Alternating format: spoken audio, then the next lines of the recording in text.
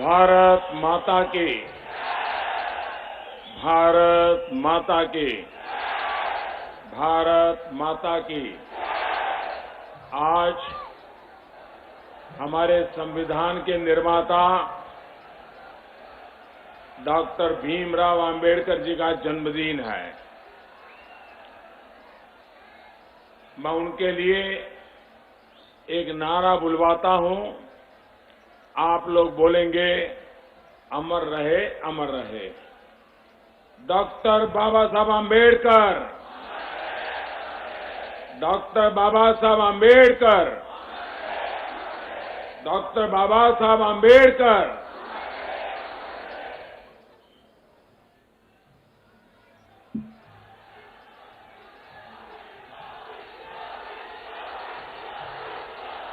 कठुआ वासियों, माता वैष्णो देवी, बावे अली माता, सुकराला माता ते कन्ने काली माता दे आशीर्वाद कने तुसे मेगी कठुआ दी धरती ऊपर सद्या।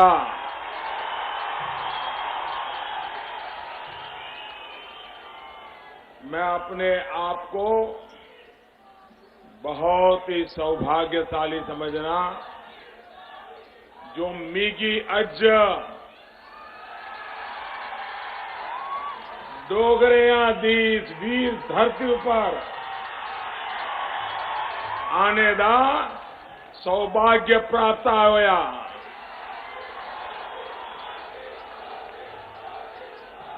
मीगी विश्वास है कि पिछले 5 सालां च भाजपा नोड़ी आशावां ऊपर खरी उतरी है।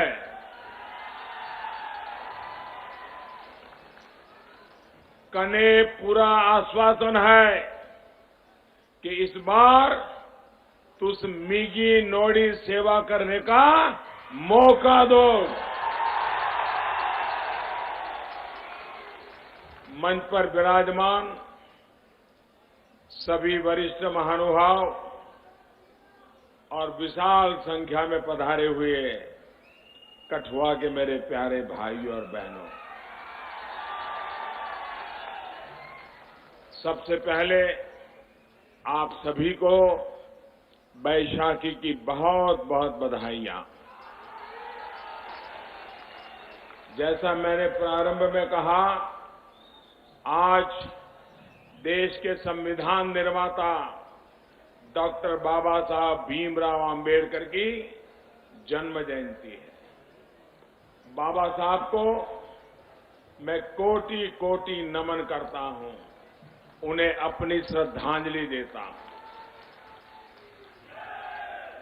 मैं भाजपा के वरिष्ठ कार्यकर्ता भाई अनिल परिहार और अजीत परिहार जी के बलिदान को भी नमन करता हूं। आतंक के खिलाफ लड़ाई में आपका ये बलिदान पूरा देश याद रहेगा। श्री चंद्रकांत शर्मा जी, जिन्होंने देश की एकता, देश की अखंडता के लिए जीवन समर्पित कर दिया, उन्हें भी मैं अपनी श्रद्धांजलि देता हूं। जो अस्पताल हमारी जिंदगी बचाते हैं, वहीं पर चंद्रकांत जी को निर्ममता से मारने का पाप किया गया। जम्मू और कश्मीर में शहीद हुए हर बीजेपी कार्यकर्ता, हर देशभक्त नागरिक और उनके परिवारों को मैं नमन करता हूं। आपके साहस और हौसले से ही भारत का लोकतंत्र और भारत की अखंडता इतनी मजबूत है। भाइयों और बहनों, भारत के लोकतंत्र की ताकत को आपने पहले चरण में सिद्ध किया है। जम्मू और बारामूला में भारी मतदान कर आपने आतंकियों के आकाओं पाक परस अवसरवादियों और निराशा में डूबे महामिलावटियों को एक कड़ा झटका दिया है, कड़ा झटका दिया है। और मैं आपको बताऊं, मैं पूरा देश का दौरा करके आया हूं, पूरे देश का भ्रमण करके आया हूं।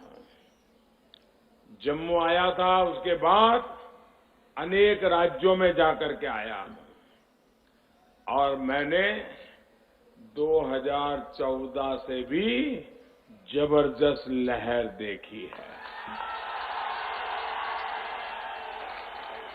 और आपने देखा होगा, जितने सर्वे आ रहे हैं, सर्वे में एक बात साफ है कि कांग्रेस को जितनी सीटें मिलने की संभावना है, भाजपा को उससे 3 गुनी सीटें मिलने की संभावना है। ये सर्वे वाले कह रहे हैं। और इसलिए अब कांग्रेस का तो बचना मुश्किल है। जम्मू कश्मीर के चप्पे चप्पे में तैनात सेना के जवानों, केंद्रीय बलों के जवानों, जम्मू कश्मीर पुलिस के जवानों को भी मैं प्रणाम करता हूं। आपकी तपस्या और शौर्य के साथ पूरा राष्ट्र खड़ा है। साथियों, राजनीति अपनी जगह होती है, चुनाव अपनी जगह होते हैं, लेकिन ये भी न भूले, नेता भी आते हैं, जाते रहते हैं, लेकिन हमारा ये देश हमेशा हमेशा रहेगा।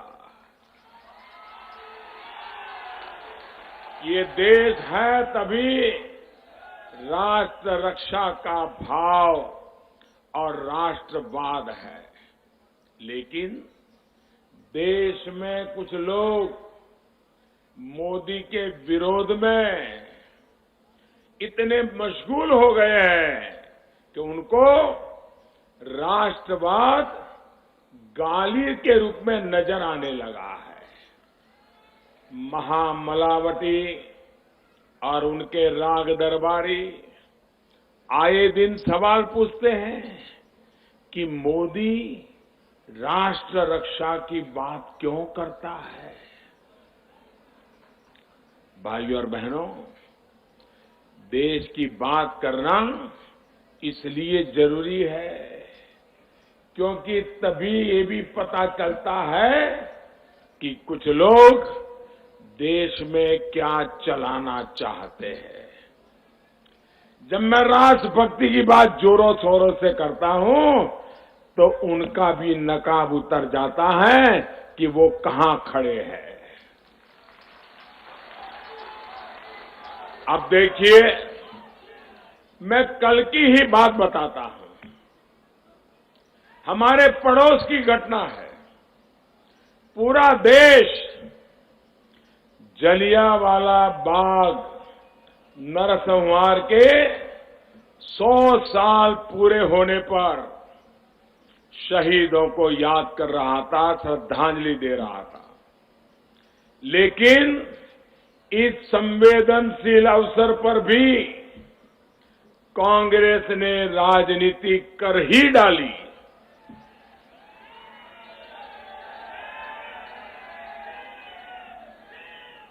कल ही देश के उपराष्ट्रपति, जो राजनीति में नहीं होते हैं, उपराष्ट्रपति महोदय सरकार के अधिकृत कार्यक्रम के लिए जलियांवाला बाग गए थे।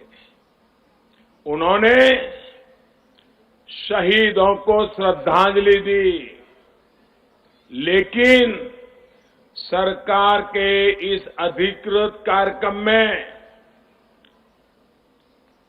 कांग्रेस के मुख्यमंत्री गायब थे। उन्होंने इस कार्यक्रम का बहिष्कार किया। मालूम है क्यों? क्योंकि वो कांग्रेस परिवार की भक्ति में जुटे हुए थे।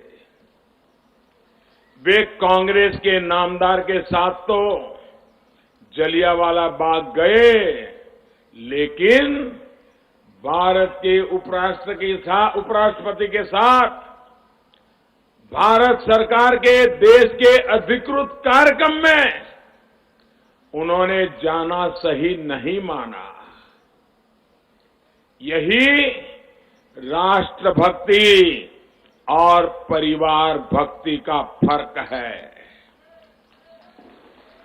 भाई और बहनों, मैं कैप्टन अमरिंदर सिंह को बरसों से जानता हूं। मैंने कभी उनकी देशभक्ति पर सवाल नहीं खड़ा किया।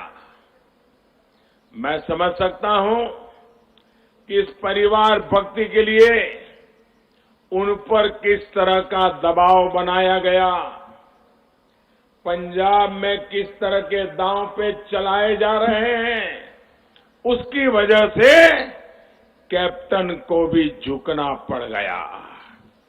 क्या कांग्रेस ने जो किया वो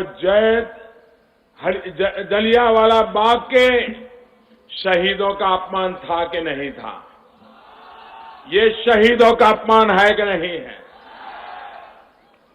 भाइयों बहनों, क्या देश की संविधान संस्था का अपमान नहीं था? क्या उपराष्ट्रपति की गरिमा का अपमान था कि नहीं था?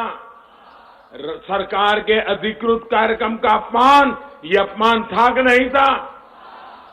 भाइयों और बहनों, राष्ट्रभक्ति और राष्ट्र रक्षा की बात को कमतर आंकने की कोशिश करने वाले ये वही लोग हैं जो अपने राजनीतिक स्वार्थ की वजह से देश हित को भी पीछे धकेल देते हैं, देश हित से भी समझौता कर लेते हैं। साथियों, सवाल ये भी है कि आखिर कांग्रेस सर्जिकल स्ट्राइक का नाम सुनते ही, एयर स्ट्राइक का नाम सुनते ही इतना घबरा क्यों जाती है, इतना बौखला क्यों जाती है? आप सर्जिकल स्ट्राइक सुनते ही आपका सीना तन जाता है कि नहीं तन जाता है? एयर स्ट्राइक सुनते ही आपका गौरव होता है कि नहीं होता है? हर हिंदुस्तान को अभिमान होता है कि नहीं होता है? सेना का मान बढ़ता है कि नहीं बढ़ता है? वीरों का नाम बढ़ता है कि नहीं बढ़ता है? भाइयों और बहनों, जिस प्रकार से सेना के प्रति कांग्रेस का रवैया रहा है, ये देखते हुए मेरा विश्वास पक्का हो गया है कि कांग्रेस को कभी भी देश की सेना पर भरोसा नहीं था। हमारे वीर सैनिकों के पराक्रम पर, उनकी शक्ति पर, उनके कौशल को हमेशा कांग्रेस ने कम करके आंका, उस पर उन्होंने संदेह किया। इसलिए कांग्रेस ने सेना को आतंकियों के खिलाफ कठोर कदम उठाने से रोका। उनको लगता था कि सेना को कहेंगे करो और 1962 जैसा हो जाएगा तो फिर कांग्रेस की तो नैया हमेशा डूब जाएगी। और इसलिए कांग्रेस पार्टी ने हमेशा हमारी सेना कितनी महान है, कितनी सामर्थ्यवान है, इस बात को समझा ही नहीं। कांग्रेस ने सेना को उपयोग क्या किया भाइयों? हम सेना की ताकत राष्ट्र रक्षा में लगाते हैं। कांग्रेस के लिए ये आर्मी क्या है? कांग्रेस के लिए सेना क्या है? सिर्फ और सिर्फ उनके लिए एक कमाई का साधन है, कमाई का साधन। रक्षा सौदों में रक्षा सौदों में चाहे बोफोर्स हो, चाहे सबमरीन हो, चाहे हेलीकॉप्टर हो, मलाई खाने के सिवाय उनके लिए सेना का कोई महत्व ही नहीं है। दूसरी एक बहुत बड़ी वजह रही कांग्रेस की वोट बैंक पॉलिटिक्स। इसी पॉलिटिक्स की वजह से कांग्रेस ने हमारे वीर सैनिकों के साथ न्याय नहीं किया, देश के साथ न्याय नहीं किया। आज भी जब वो सर्जिकल स्ट्राइक पर सवाल उठाते हैं, एयर स्ट्राइक पर सवाल उठाते हैं, तो वो अपनी नाकामी छिपा रहे होते हैं, अपना वोट बैंक बचाने की फिराक में होते हैं। उन्हें पता है कि जितने सवाल पूछते हैं, जितने झूठे आरोप लगाते हैं, उससे देश के लोगों में भ्रम फैलता है, सेना का मनोबल कम होता है। लेकिन इसके बावजूद कांग्रेस और उसके सहयोगी दल अपनी राजनीति को राष्ट्र नीति से ऊपर रखने का पाप कर रहे हैं।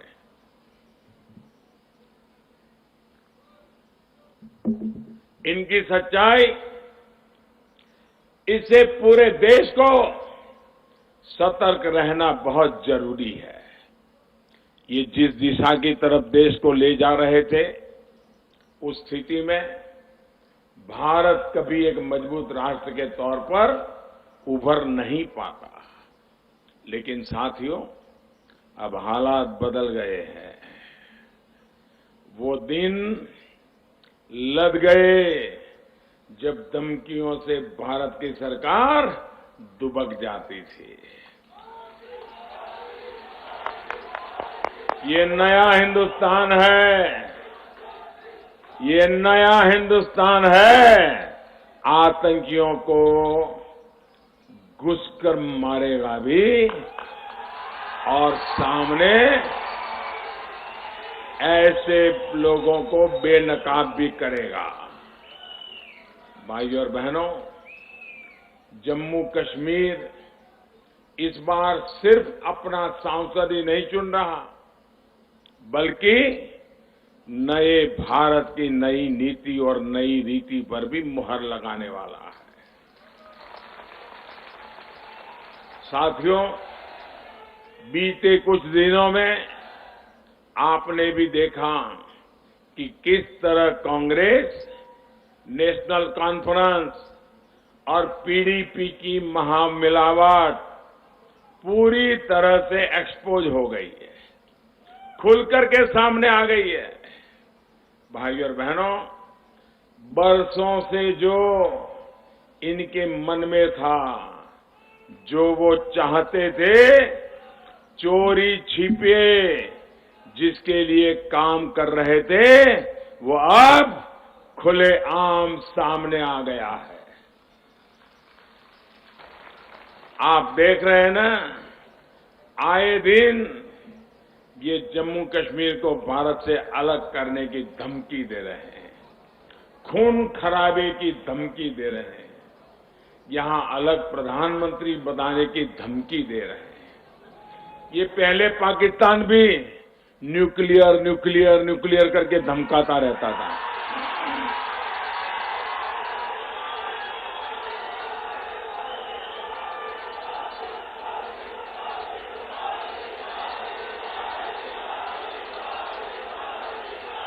इनके न्यूक्लियर की हवा निकल गई कि नहीं निकल गई?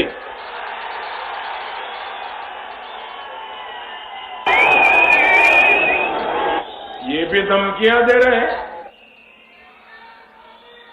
दो प्रधान, दो प्रधान, दो प्रधान।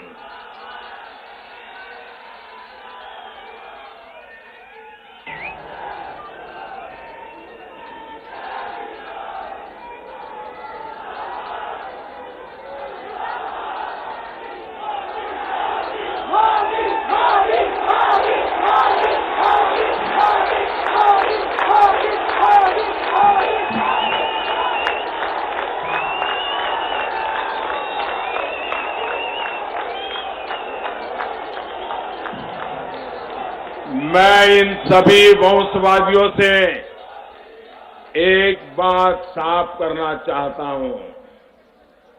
जम्मू कश्मीर का कोई वंशवादी अपनी वसीयत में लिखवा कर नहीं लाया है। जम्मू कश्मीर भारत का अटूट अंग है। और भाइयों बहनों, बाबा साहब आम्बेडकर भारत के संविधान निर्माता 1935-40 के दरमियान यहां पंजाब में उनका भाषण हुआ था। बाद में एक भाषण उनका पुणे में हुआ था और उन्होंने साफ कहा था ये वंशवाद जो है ना, वो लोकतंत्र का सबसे बड़ा दुश्मन है। बाबा साहब आम्बेडकर ने कहा था। बाबा साहब आम्बेडकर की 37 श्रद्धांजलि, बाबा साहब आम्बेडकर की आज जन्म जयंती है। उनको सच्ची श्रद्धांजलि का मतलब होता है वंशवाद के खिलाफ वोट डालना।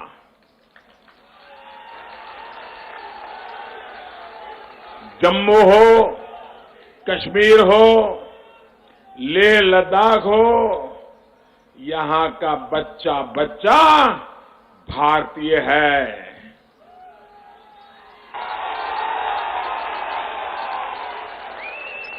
कुछ मुट्ठी भर लोगों की इच्छाओं का यहां का नागरिक गुलाम नहीं हो सकता।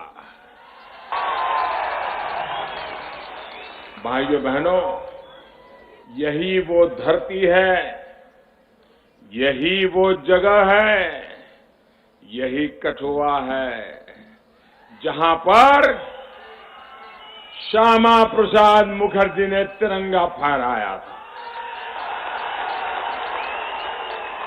और हम सबके श्रद्धेय प्रेमनाथ डोगरा जी ने उनका साथ दिया था।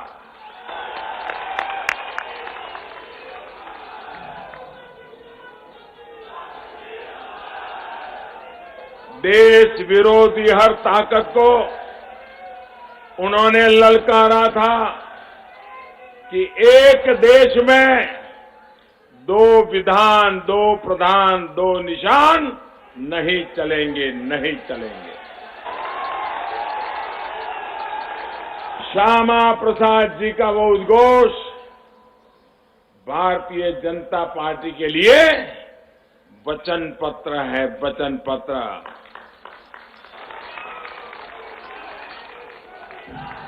पत्थर की वो लकीर है जिसे कोई मिटा नहीं सकता।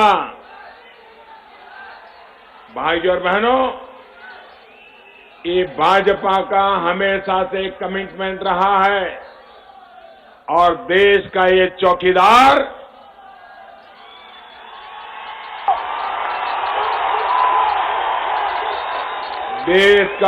चौकीदार भी इसी भावना पर अटल है और अटल रहेगा।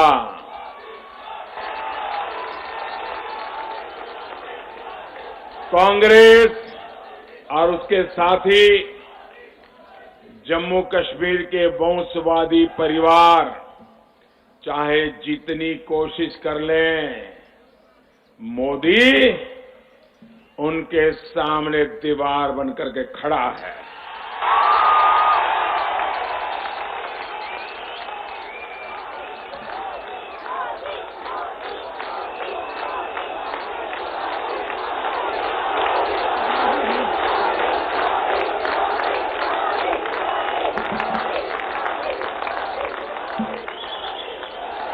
और मैं 3 पीढ़ी पर से यहां पर कब्जा जमा के बैठे हुए अब्दुल्ला परिवार और मुफ्ती परिवार को कहना चाहता हूं, ये मोदी है, न बिकता है, न डरता है, न झुकता है।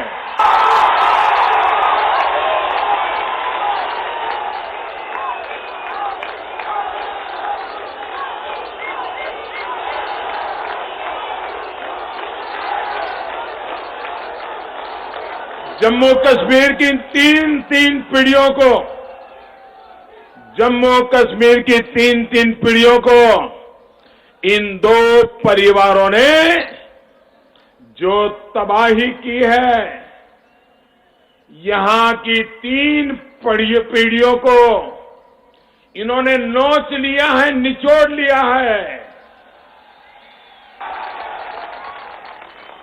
जम्मू कश्मीर का उज्जवल भविष्य, ये दोनों परिवारों की विदाई होनी चाहिए दोस्तों।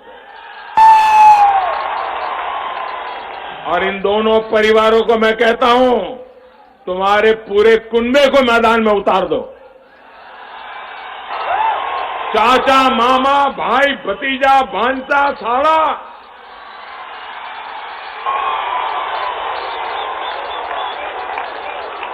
जितनी गालियां मोदी को देनी है दे दो, लेकिन इस देश के टुकड़े नहीं कर पाओगे।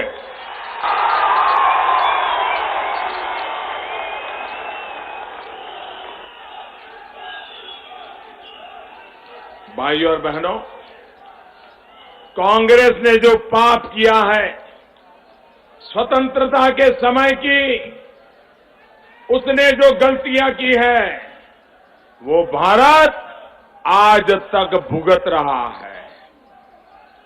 अब वो सत्ता से बाहर है, तो वापसी के लिए सारी हदें तोड़ती जा रही है।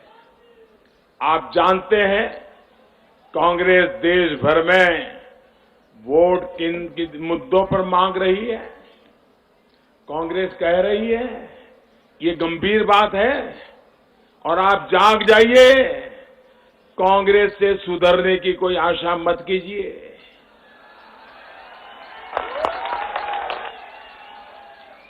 आजादी के पहले की कांग्रेस अलग थी और गांधी जी की विदाई के बाद वाली कांग्रेस अलग थी। उसके खून में, कांग्रेस के खून में ऐसे जम्स घुस गए हैं, ऐसे जम्स घुस गए हैं, और इसलिए कांग्रेस क्या बोल रही है? कांग्रेस कह रही है कि वो जम्मू कश्मीर से सेना को हटा देगी। आप सहमत हैं? मैं जम्मू कश्मीर के लोगों को पूछता हूं, सहमत हैं? क्या जम्मू कश्मीर के नागरिकों की इच्छा के बिना ये हो सकता है? भाइयों बहनों, ये आपके साथ धोखा है कि नहीं है? ये आपके पीठ में जुरा फोंकने का पाप है कि नहीं है? भाइयों बहनों, कांग्रेस कह रही है कि पाकिस्तान से पैसे लेकर युवाओं को भड़काने वालों के साथ बिना शर्त बात करेंगे। तो रे कांग्रेस के मेहरबान, क्या मजबूरी है? किस लालच में ये भाषा बोल रहे हो? इस चुनाव में किसने आपको मदद करने का वादा किया है जिसके कारण आप ऐसी भाषा बोल रहे हो? देश जानना चाहता है। क्या कभी कोई देशभक्त ऐसी भाषा बोल सकता है? क्या कोई देशभक्त बोल सकता है? कांग्रेस कह रही है कि आपका AFSPA यहां से लड़ रहे हमारे जवानों को मिले विशेषाधिकार को भी वो हटा देंगी। क्या आप इससे सहमत हैं? हटाने देंगे? हमारी सेना को सुरक्षा कवच मिलना चाहिए कि नहीं मिलना चाहिए? हमारे पुलिस के जवानों को सुरक्षा कवच मिलना चाहिए कि नहीं मिलना चाहिए? हमारे सुरक्षा बलों को कवच मिलना चाहिए कि नहीं मिलना चाहिए? क्या हमारे सुरक्षा बलों का, सैनिकों का मनोबल तोड़ने की साजिश है कि नहीं है? कांग्रेस भारत के पक्ष की बात कर रही है या पाकिस्तान की? साथियों, कांग्रेस कितनी भी कोशिश कर ले, वो देश का विश्वास खो चुकी है। सिर्फ वोट के लिए जो हमारे जम्मू कश्मीर को संकट में डाल दे, हमारे जवानों को लाचार कर दे, ऐसी कांग्रेस पर देश विश्वास नहीं कर सकता।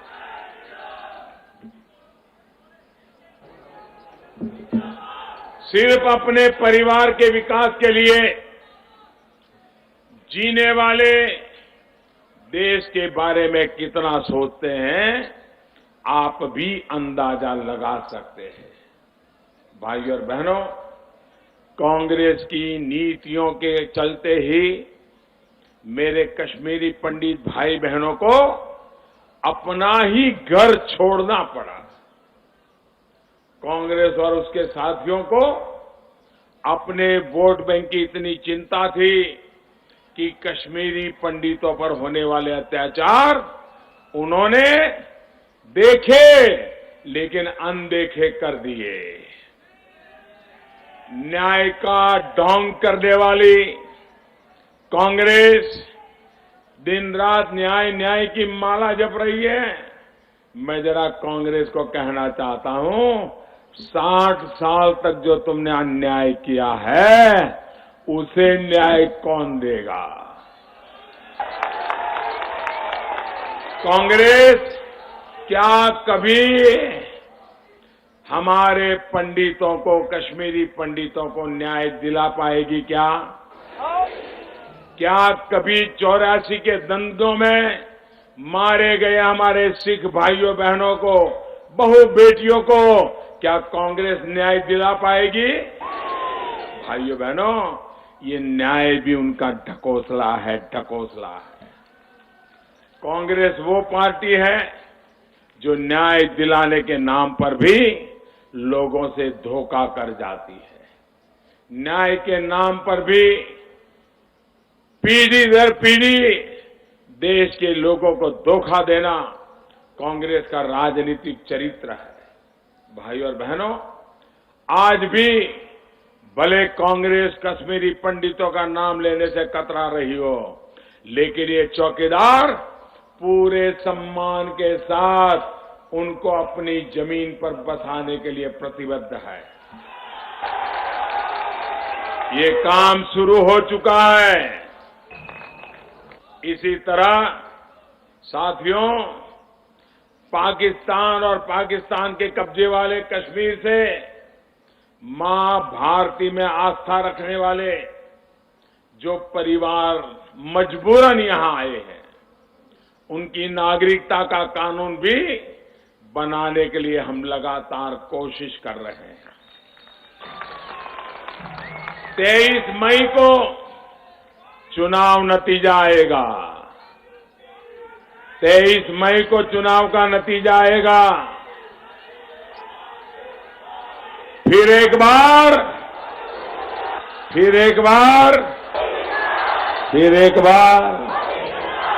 23 मई को चुनाव का नतीजा आएगा। फिर एक बार मोदी सरकार बनेगी। तब नागरिकता से जुड़े कानून को पास कराने के लिए फिर से कोशिश की जाएगी। साथियों, आपका ये चौकीदार आप सभी की सुरक्षा, समृद्धि और सम्मान के लिए पूरी ईमानदारी से जुटा है। 2014 में जो वोट आपने दिया था, उससे सीमा से सटे परिवारों को आरक्षण का लाभ मिल पाया है। ये जानकारी है ना आपको? अब सीमा से सटे लोगों को भी आरक्षण देने का फैसला हमने किया। आपके एक वोट से सामान्य वर्ग के गरीब परिवारों को भी शिक्षा और सरकारी सेवाओं में 10% आरक्षण मिल पाया है। आपके एक वोट से गरीब परिवार को अपना घर, टॉयलेट, मुफ्त में एलपीजी कनेक्शन और मुफ्त में बिजली कनेक्शन भी मिल रहा है। आपके एक वोट से देश के 12 करोड़ छोटे किसानों के खाते में हर वर्ष 75,000 करोड़ रुपए सीधे ट्रांसफर होना शुरू हुए हैं। आपके एक वोट से गरीब परिवार को हर वर्ष 5 लाख रुपए तक के मुफ्त इलाज की सुविधा मिली है। आपके एक वोट से दशकों से लटका साहरपुर कंडी डैम बनना शुरू हो गया है। आपके एक वोट से यहां सड़कें, बंकर, पुल, सुरंगें, एम्स, मेडिकल कॉलेज और इंजीनियरिंग कॉलेज जैसे संस्थान बन रहे हैं। भाइयों और बहनों, 18 अप्रैल को आपका वोट सुरक्षा, समृद्धि और सम्मान की इस यात्रा को और तेज करेगा।